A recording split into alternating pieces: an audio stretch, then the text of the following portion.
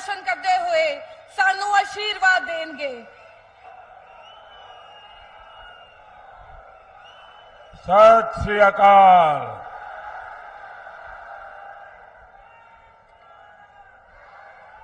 मैं बहुत खुशकिस्मत हाँ कि श्री गुरु तेग बहादुर जी ये पावन चरण छो स्थान अते श्री काली माता जी दे पावन स्थान पटियाला तो मैनू अपने पंजाब दौरे की शुरुआत करने का मौका मिलिया है।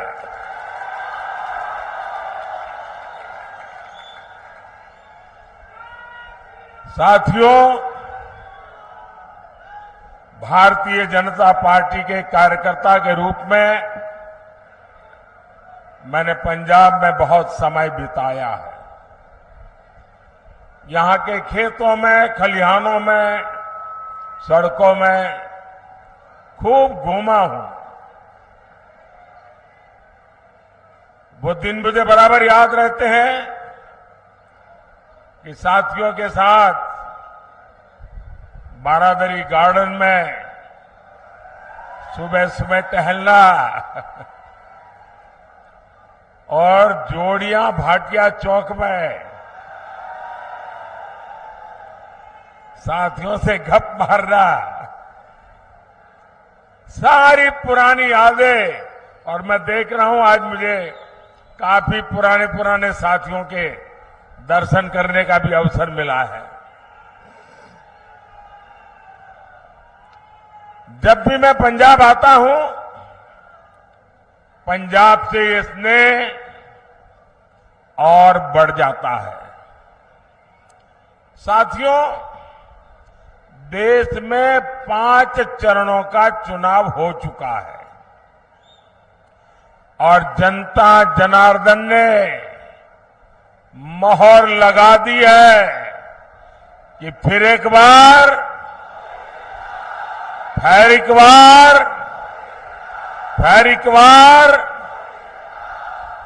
पंजाब भी अच्छे से जानता है कि उसे अपना वोट बेकार नहीं करना है।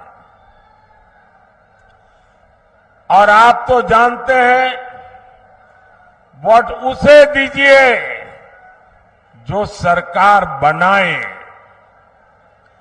वोट उसे दीजिए जो विकसित पंजाब बनाने के लिए प्रतिबद्ध हो, जो विकसित भारत बनाने का संकल्प लेकर चला हो। और इसके लिए जरूरी है फिर एक बार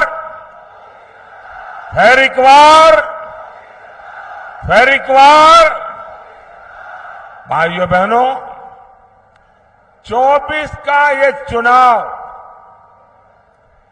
देश का चुनाव है। देश को मजबूत बनाने का चुनाव है और देश के सामने एक तरफ भाजपा और एनडीए है, दूसरी तरफ भ्रष्टाचारियों का इंडी गठबंधन है। इंडी गठबंधन जिसके पास न नेता है न नियत है।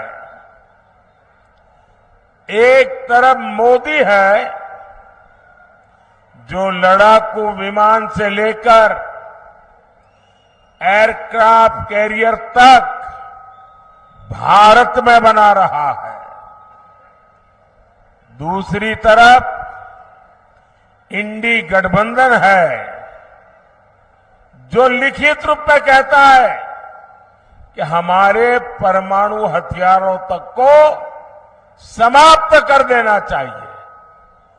आज बुद्ध पूर्णिमा है। आज ही के दिन, बुद्ध पूर्णिमा के दिन, भारत ने अणु विस्फोट करके अपनी ताकत का परिचय करवाया था। साथियों, एक तरफ आतंकवादियों को घर में घुसकर मारने का साहस, दूसरी तरफ इंडी वाले हैं जो आतंकवादियों के एनकाउंटर पर आंसू बहाते हैं। एक तरफ मोदी सरकार है जिसने 10 साल में 25 करोड़ लोगों को गरीबी से बाहर निकाला है। वहीं दूसरी तरफ इंडी गठबंधन है जो कहता है कि आपकी कमाई, आपके खेत खलिहान का आधा हिस्सा छीन लेगा। इंडी गठबंधन समाज को, देश को बांटना चाहता है, लेकिन मोदी भारत को विकसित भारत बनाना चाहता है। और इसलिए मैं आज पंजाब की धरती पर पंजाब के मेरे भाई बहनों से मैं आज आशीर्वाद मांगने आया हूं। गुरुओं की भूमि पर सर झुका करके आशीर्वाद मांगने के लिए आया हूं। भाई और बहनों, राष्ट्र रक्षा हो, आस्था और संस्कृति की रक्षा हो या फिर देश का विकास, पंजाब ने, सिख समाज ने हमेशा आगे बढ़कर काम किया है। यहां के लोगों ने खेती से लेकर उद्यमिता तक देश के विकास को नेतृत्व दिया है। लेकिन साथियों, कट्टर भ्रष्टाचारियों ने पंजाब का क्या हाल बना दिया है। यहां से उद्योग कारोबार पलायन कर रहा है और ड्रग्स का, नशे का कारोबार फल फूल रहा है।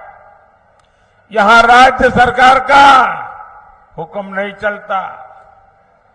यहां रेत खनन mafia, drug mafia, shooter gang की मनमानी चलती है। पूरी सरकार कर्ज पर चल रही है। सारे मंत्री संतरी मौज कर रहे हैं और जो कागजी सीएम है उन्हें दिल्ली दरबार में हाजिरी लगाने से ही फुर्सत नहीं है।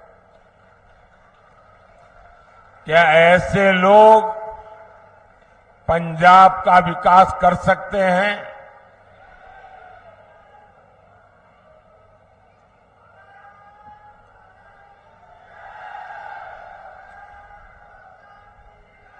भाई और बहनों, यहां पंजाब में दिखावे के लिए दिल्ली की कट्टर भ्रष्टाचारी पार्टी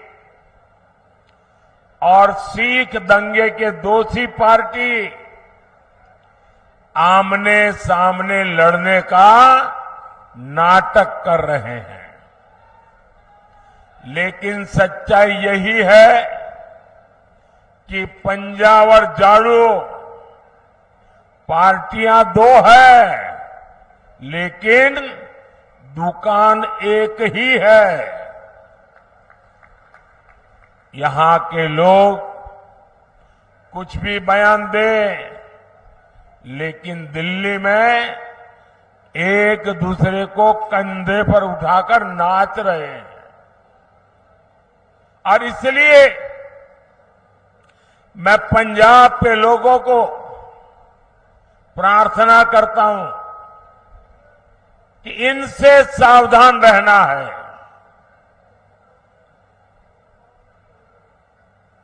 जिसको वो अपना गुरु मानते थे, वो अन्ना साहब हजारे के साथ भी जो धोखा कर सकते हैं,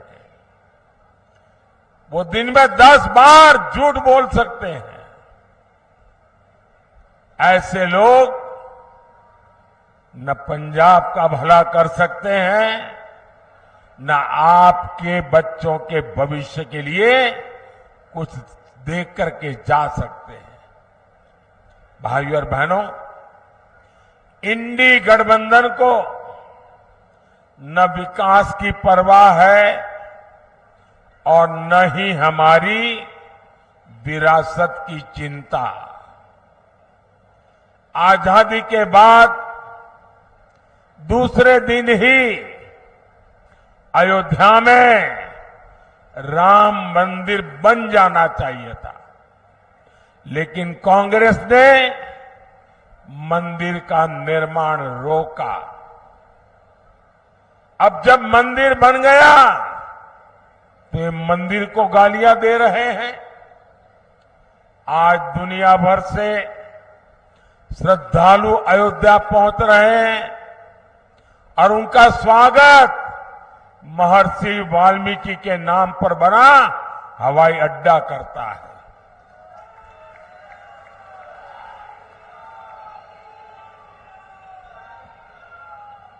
लेकिन इन्हें हर उस बात से नफरत है जिससे हमारी आस्था का सम्मान होता हो।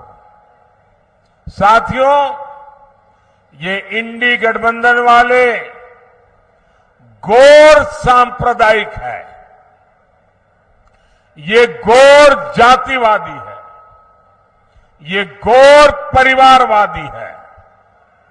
सत्ता के लिए ये किसी को भी धोखा दे सकते हैं। साथियों, यही कांग्रेस है जिसने सत्ता के लिए देश का बंटवारा किया और बंटवारा भी ऐसा किया कि 70 साल तक हमें करतारपुर साहिब को दूरबीन से दर्शन करने पड़ते थे और हर कोई इंसान अपमान महसूस करता है। मैं कांग्रेस वालों को कहता हूं कि जब बांग्लादेश की लड़ाई हुई 90,000 से ज्यादा पाकिस्तान के सैनिक सरेंडर कर चुके थे। 90,000 से ज्यादा पाकिस्तानी सैनिक हमारे कब्जे में थे। हुकुम का पत्ता हमारे हाथ में था। और साथियों, मैं विश्वास से कहता हूं, अगर उस समय मोदी होता,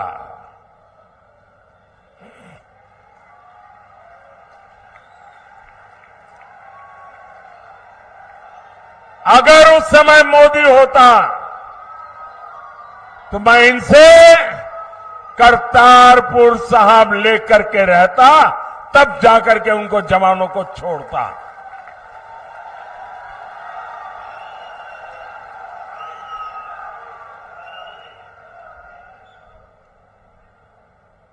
वो तो नहीं कर पाए, लेकिन मुझसे जितनी सेवा हो सकी, क्योंकि गुरुओं की सेवा इससे बड़ा कोई धन भाग नहीं होता है। आज करतारपुर साहिब कॉरिडोर आपके सामने है। हमारे सभी श्रद्धालु गर्व के साथ वहां जाते हैं। साथियों, हमारी सरकार ने लंगर को टैक्स से मुक्त किया। ये पहले भी ये सरकारें कर सकती थी। पहले हरमंदिर साहब में विदेशों से भक्त चंदा नहीं दे पाते थे, बार बार यहां से मांग उठती थी। दिल्ली में बैठी हुई सरकारें सुनने को तैयार नहीं थी। ये मोदी ने आकर के इसके नियमों में छूट दी और आज हमारे हरमिंदर साहब की सेवा दुनिया के किसी भी कोने में रहकर कोई कर सकता है। श्री फतेहगढ़ साहिब तो साहबजादे के शौर्य और शहादत का साक्षी रहा है।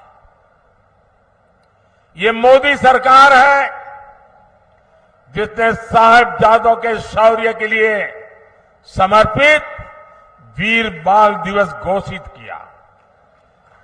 और कुछ लोगों को समझ नहीं आ रहा है कि वीर बाल दिवस घोषित करने का मतलब क्या होता है। मुझे दुख है कि पंजाब में भी ऐसे लोग हैं जिनको इसकी कोई समझ नहीं है।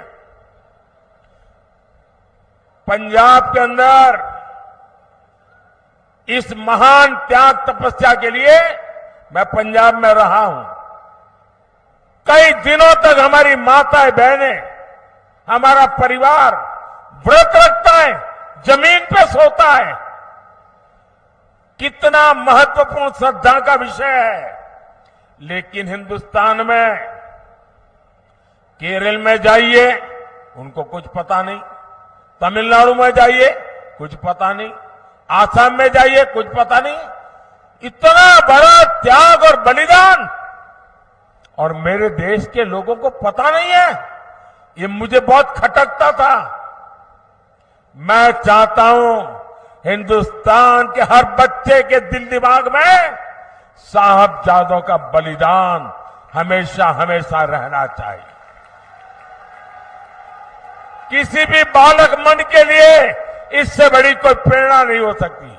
और इसलिए हमने वीर बाल दिवस के रूप में पूरे हिंदुस्तान में हर स्कूल, कॉलेज, गांव कार्यक्रम करने की परंपरा खड़ी की है। अगर पंजाब के लोग भी इस काम को न समझ पाए तो इससे बड़ा चिंता का विषय क्या हो सकता है। आपको याद होगा अफगानिस्तान में हमारे सिख परिवार संकट में थे। हम सभी को सुरक्षित वापस लाए। हम गुरु ग्रंथ साहब के स्वरूपों को भी अदब के साथ मेरा मंत्री जाके सर पे सम्मान के साथ लेकर के आया।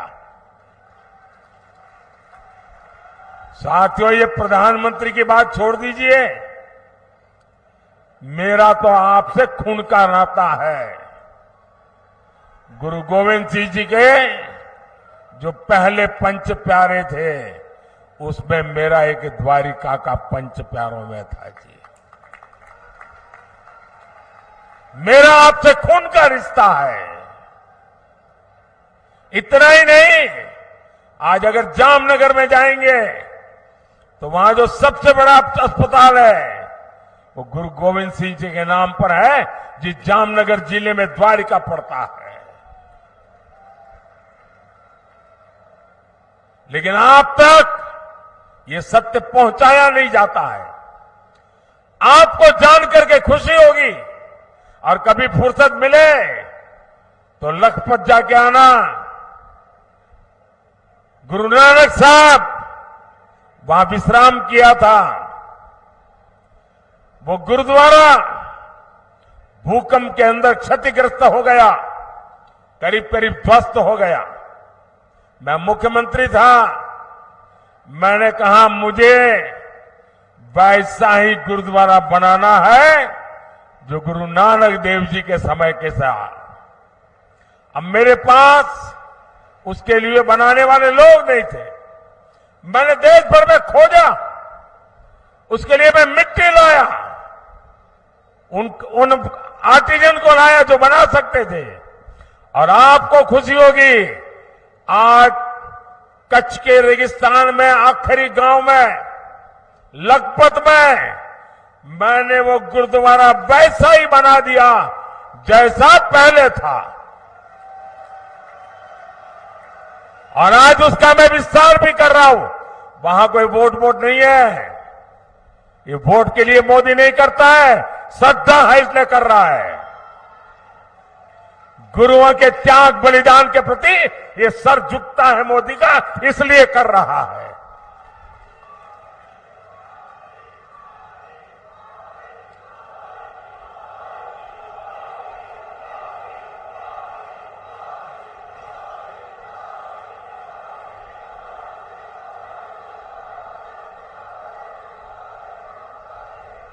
सबका साथ, सबका विकास की यही भावना बीजेपी एनडीए की पहचान है। भाइयों और बहनों, इंडी गठबंधन वालों के लिए अपने वोट बैंक का तुष्टीकरण ही सबसे बड़ा लक्ष्य है। बंटवारे से पीड़ित दलित भाई बहनों को, सिख भाई बहनों को मोदी भारत की नागरिकता दे रहा है। आप सोचिए, आजादी के इतने साल हुए, मेरे सैकड़ों सिख परिवार हैं जिनको नागरिकता नहीं दी गई, और आप थोकबंद वोट देते रहे। क्या पाया आप लोगों ने? सोचिए, साफ साफ बात करने वाला कोई मिलेगा नहीं आपको। और इसलिए आज मैं कह रहा हूं, ये लोग सीए का विरोध करते हैं।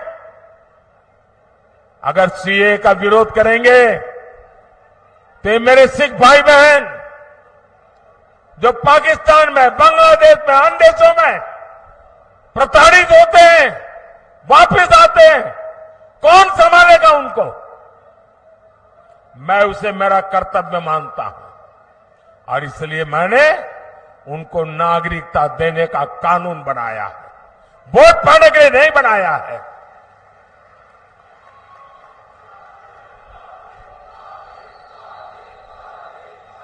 और ये इंडिया अलायंस वाले देख लीजिए, सीए के नाम पर दंगे कराए, और ये आज भी कह रहे हैं कि वो वापस आएंगे तो सीए को खत्म कर देंगे। आप मुझे बताइए, क्या बंटवारे के पीड़ित सिखों को भारत की नागरिकता देना गलत है क्या? देनी चाहिए कि नहीं देनी चाहिए? मोदी सही कर रहा है कि नहीं कर रहा है? साथियों, गुरुओं ने हमें सामाजिक न्याय की सीख दी है। इसलिए भाजपा दलितों, पिछड़ों के सच्चे सामाजिक सशक्तिकरण पर बल दे रहा है। मोदी ने देश और दुनिया में बाबा साहब आंबेडकर को समर्पित पंचतीर्थ बनाए हैं। संत रविदास के अनुयायियों का तो बार बार मुझे बनारस में स्वागत करने का अवसर मिलता है। और अभी मध्य प्रदेश में जहां हमारी सरकार है, संत रविदास जी का भव्य मंदिर बना रहे हैं हम। काशी में संत रविदास जी की जन्मस्थली का विकास किया जा रहा है। गरीब का बेटा हर गरीब की चिंता करता है। हर जरूरतमंद को मुफ्त अनाज मिलता रहेगा। इसके लिए मैंने मुफ्त राशन की योजना चलाई है। मोदी 5 लाख रुपए तक के मुफ्त इलाज की सुविधा दे रहा है। मोदी ने जल जीवन मिशन शुरू किया है ताकि आपको घर में नल से शुद्ध पानी मिले।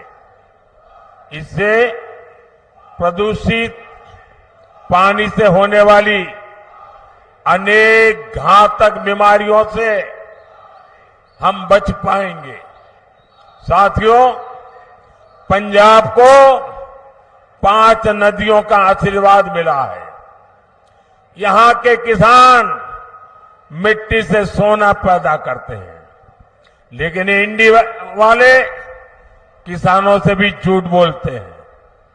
इन्होंने किसानों से एक वायदा किया, पूरा नहीं किया है। ये भाजपा है जो किसान कल्याण को प्राथमिकता देती है। बीते 10 साल में पंजाब से गेहूं और धान की रिकॉर्ड खरीदी हुई है। 10 साल में हमने एमएसपी में 2.5 गुना वृद्धि की है।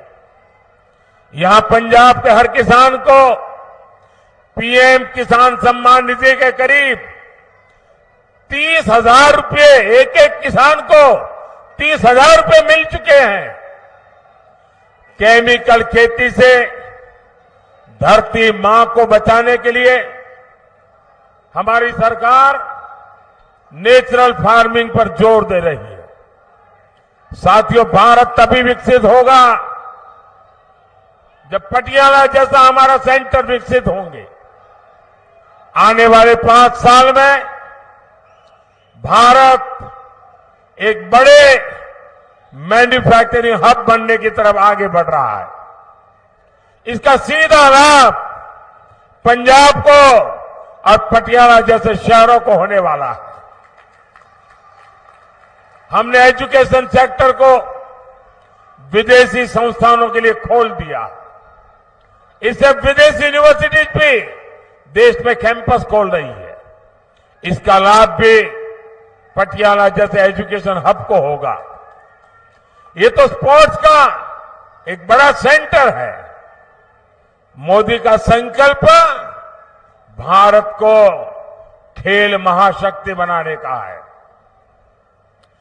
और 2029 जब यूथ ओलंपिक होगा, 2036 जब ओलंपिक होगा, भारत तैयारी कर रहा है ये ओलंपिक हिंदुस्तान की धरती पर हो। और इसलिए खिलाड़ियों और स्पोर्ट्स इंफ्रास्ट्रक्चर पर इतना खर्च किया जा रहा है। भारत में ओलंपिक्स हो, इसके लिए हम पूरी तैयारी कर रहे हैं। इससे देश में स्पोर्ट्स इकोनॉमी का निर्माण होगा, नई नौकरियां, नए रोजगार बनेंगे। भाइयों और बहनों, 1 जून को आपको विकसित पंजाब के लिए, विकसित भारत के लिए वोट करना है। पटियाला से परिणीत कौर जी, फतेहगढ़ साहिब से गेजाराज वाल्मीकि जी, संगरूर से अरविंद खन्ना जी, भटिंडा से परमपाल कौर सिद्धू जी, फरीदकोट से हंसराज हंस जी को ज्यादा से ज्यादा वोट से विजयी बनाए। और आप जब इनको वोट देते ना, वो वोट सीधा सीधा मोदी के खाते में जाता है। और इसलिए मैं आज पंजाब की धरती से, मेरी ये पहली चुनाव सभा से सभी पंजाब के नागरिकों का आग्रह करता हूं कि हमें पंजाब को बदलना है। हमें पंजाब को नई ऊंचाइयों पर ले जाना है। हमें पंजाब को वो पुराना गौरव वापस लौटाना है। और ये काम सिर्फ और सिर्फ भाजपा कर सकती है। मैं आपका साथ चाहता हूं, मैं आपका आशीर्वाद चाहता हूं और मैं आपको वादा करता हूं, ये मोदी की गारंटी है। आपका सपना ये मोदी का संकल्प है। मेरा पल पल आपके लिए, मेरा पल पल देश के लिए 24/7 फॉर 2047 ये मोदी की गारंटी है। मेरे साथ बोलिए भारत माता की, भारत माता की, भारत माता की। बहुत बहुत धन्यवाद। ਸਾਨੂੰ ਸਾਰੇ ਪੰਜਾਬੀਆਂ ਨੂੰ ਸੰਬੋਧਨ ਕਰਨਗੇ ਤੇ ਸਾਡਾ ਮਾਰਗਦਰਸ਼ਨ ਕਰਦੇ ਹੋਏ ਸਾਨੂੰ ਆਸ਼ੀਰਵਾਦ ਦੇਣਗੇ। सत श्री अकाल।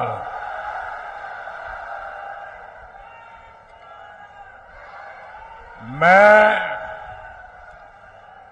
बहुत खुशकिस्मत हाँ कि श्री गुरु तेग बहादुर जी ये पावन चरण छो स्थान अते श्री काली माता जी दे पावन स्थान पटियाला तो मैनू अपने पंजाब दौरे की शुरुआत करने का मौका मिलिया है।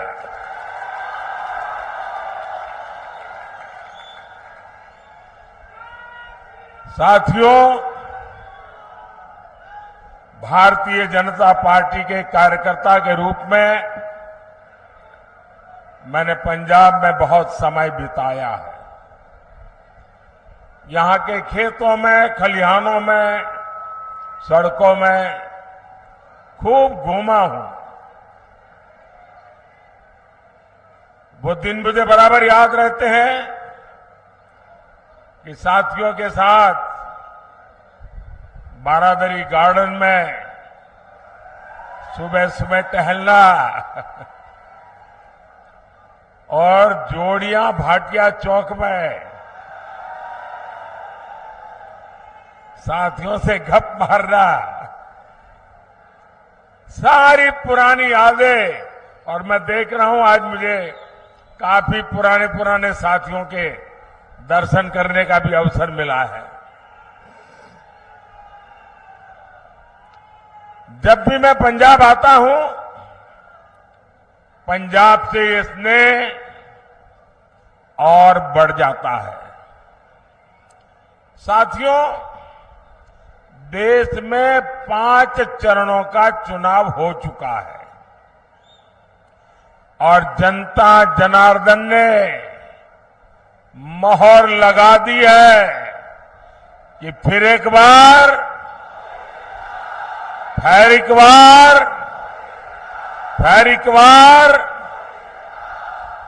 पंजाब भी अच्छे से जानता है कि उसे अपना वोट बेकार नहीं करना है।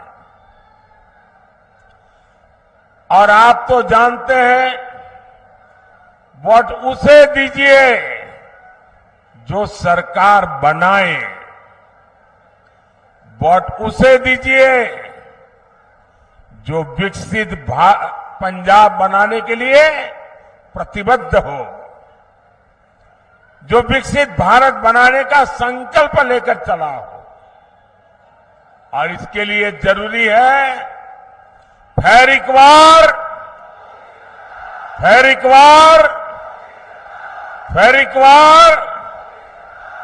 भाइयों बहनों, 24 का ये चुनाव देश का चुनाव है।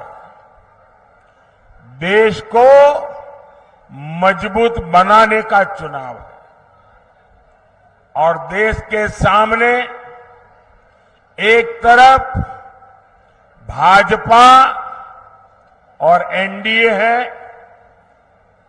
दूसरी तरफ भ्रष्टाचारियों का इंडी गठबंधन है।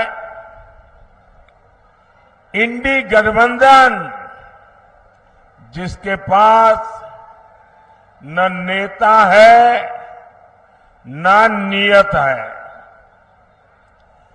एक तरफ मोदी है जो लड़ाकू विमान से लेकर एयरक्राफ्ट कैरियर तक भारत में बना रहा है।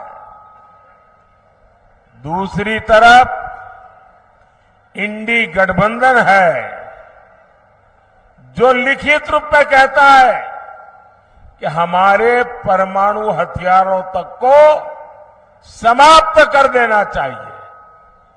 आज बुद्ध पूर्णिमा है। आज ही के दिन, बुद्ध पूर्णिमा के दिन, भारत ने अणु विस्फोट करके अपनी ताकत का परिचय करवाया था। साथियों, एक तरफ आतंकवादियों को घर में घुसकर मारने का साहस, दूसरी तरफ इंडी वाले हैं जो आतंकवादियों के एनकाउंटर पर आंसू बहाते हैं। एक तरफ मोदी सरकार है जिसने 10 साल में 25 करोड़ लोगों को गरीबी से बाहर निकाला है। वहीं दूसरी तरफ इंडी गठबंधन है जो कहता है कि आपकी कमाई, आपके खेत खलिहान का आधा हिस्सा छीन लेगा।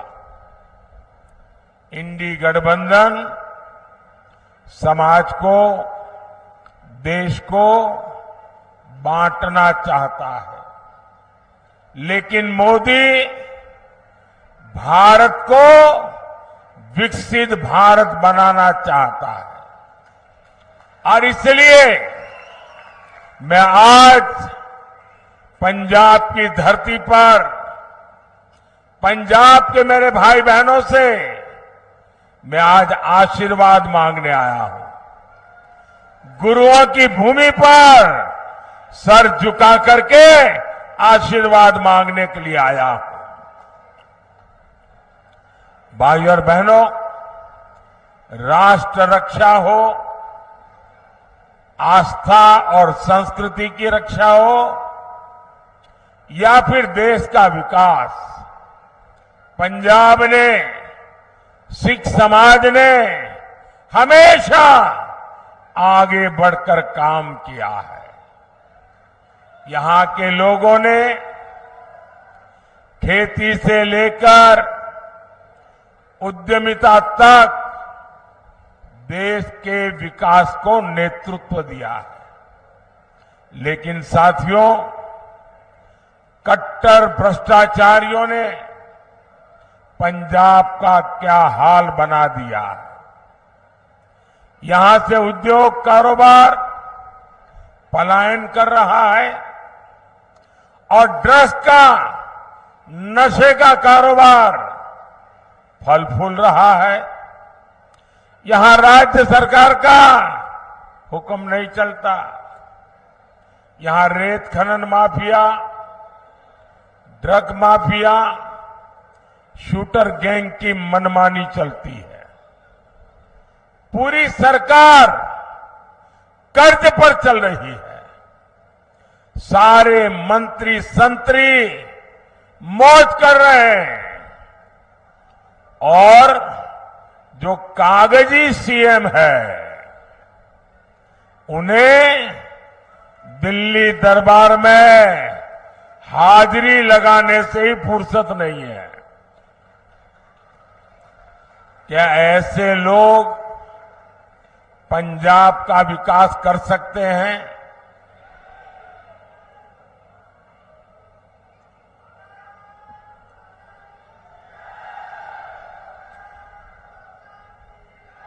भाइयों और बहनों, यहां पंजाब में दिखावे के लिए दिल्ली की कट्टर भ्रष्टाचारी पार्टी